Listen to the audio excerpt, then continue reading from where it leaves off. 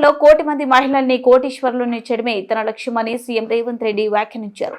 నారాయణపేట జిల్లా అబ్కాపల్లిలో రేవంత్ రెడ్డి మహిళా సమైక్య పెట్రోల్ బంక్ ను ప్రారంభించారు. అనంతరం ఆయన మాట్లాడుతూ గత ప్రభుత్వం మహిళా సంఘాల్ని పట్టించుకోలేదు, మహిళా సంఘాల్ని బలోపేతం చేసే దిశగా అడుగులు వేస్తున్నాం.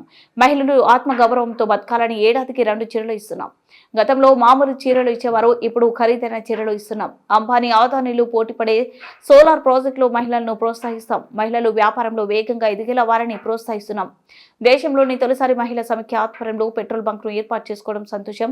ఈ ప్రభుత్వంలో మహిళలకే మొదటి ప్రాధాన్యత ఉంటుంది. ఆ చీరలు కూడా ఇవ్వాలని మన ప్రభుత్వం నిర్ణయం తీసుకున్నది.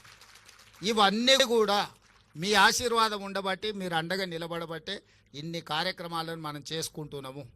ఇవన్నీ భవిష్యత్తులో ఇంకో కొనసాగాలి అంటే మీరు సంపూర్ణంగా మద్దతు పలకాలి. ఏ కుటుంబం కూడా ఒకటే రోజు ఒకటే సంవత్సరంలో అన్ని సమస్యలు తీరవు. మనం ఇల్లు కట్టాలన్నా, ఇంటి ముందర అలుక్కోవాలన్నా, పండుగ చేసుకోవాలంటే కూడా ఇల్లు అలకంగానే పండుగ అవుతుందని పెద్దలు అన్నారు కదా. అట్లనే ఒక్కొక్కటి పరిష్కరించుకుంటూ వస్తున్నాం. మళ్ళీ చాలా రోజులకు మళ్ళీ మిమ్మల్ని వంటింటికే పరిమితం చేసిన పరిస్థితి నుంచి మళ్ళీ బయటకు వచ్చి మీరు మీ స్వయంగా మళ్ళా పనులు కార్యక్రమాలు తీసుకునే స్టేజ్కి ఈరోజు మనం వచ్చినాం. ఇక్కడ నుంచి ఇంకా వ్యాపారంలో వేగంగా ముందుకు పోవడానికి అవసరమైన ప్రణాళికలు చేస్తాం. నేను చీఫ్ సెక్రటరీ గారికి, అదేవిధంగా దివ్య రాజేంద్రన్ గారికి కూడా నా సూచన ఒకటే, ఈరోజు మీరు రూరల్ అండ్ అర్బన్ రెండింటిని సపరేట్గా చూస్తున్నారు. రూరల్ అర్బన్ లేదు. తెలంగాణలో మహిళల ఒక్కటే.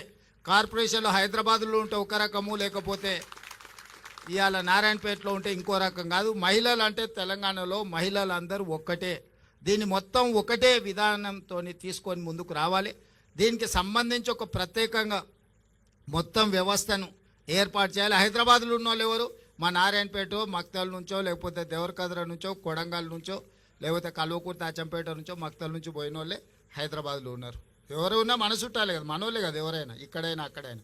అందుకే ఇప్పుడు అర్బన్ వేరు, పట్టణ ప్రాంతాలు వేరు, గ్రామీణ ప్రాంతాలు వేరు మహిళా సంఘాలకని గత ప్రభుత్వం నిర్ణయాలు ఉన్నాయి.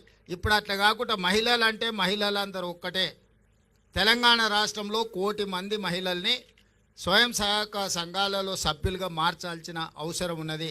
మన చుట్టాలు ఎవ్వరున్నా సంఘాలలో చేర్చండి. 1 కోటికి మనం చేర్చుకోవాలి.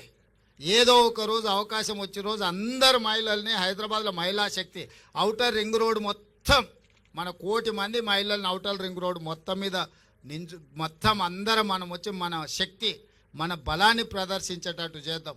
ఆ రోజు అరుణమ్మ గారి సహకారంతో ప్రధానమంత్రిని కూడా పిలుద్దాం. తెలంగాణ మహిళా శక్తిది, మాకు నిధులు ఇవ్వండి.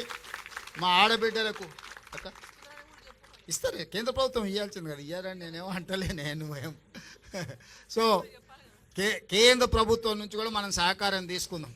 ఇది రాష్ట్ర కేంద్ర ప్రభుత్వాలు ఇచ్చిపుచ్చుకునే ధోరణిలో ఉండాలి. ఎన్నికలు వచ్చినప్పుడే రాజకీయాలు, మిగతా సమయంలో అభివృద్ధిలో వాళ్ళ వాటా వాళ్ళు, అత్తగారింటి నుంచైనా తల్లిగారింటి నుంచి అయినా ఏదైనా పిల్లల మంచి కోసం వస్తుందంటే వద్దనేదే ఉంది. ఇప్పుడు అరుణమ్మకు ఇది తల్లిగారిల్లు, అవతల అత్తగారిల్లు. తల్లిగారింటికి ఏం తెచ్చినా అత్తగారింటికి ఏం తెచ్చినా మనం ఏం వద్దనేది లేదు. ఇంకా ఎక్కువ నిధులు తీసుకురావాలి అరుణమ్మ గారు. మనం అవసరమైనప్పుడు